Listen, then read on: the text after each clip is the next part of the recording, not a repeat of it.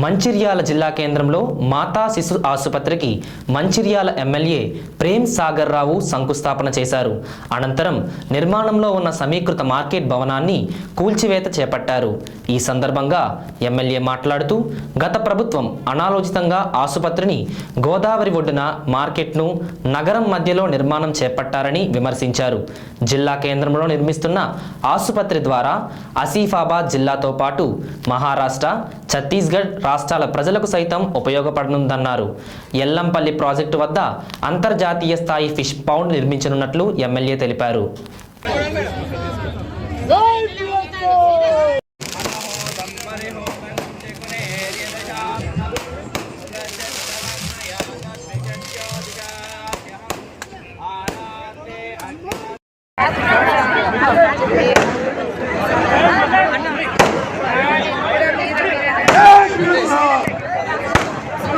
Bacana.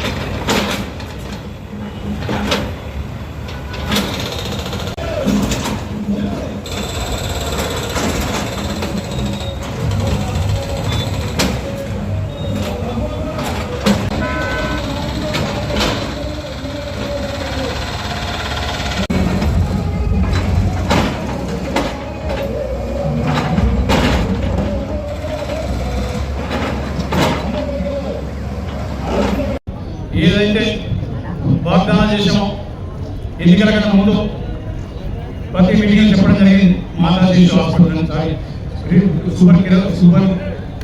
Super speciality మాతా శిశు hospital ఈ కళ సార్థకమైంది.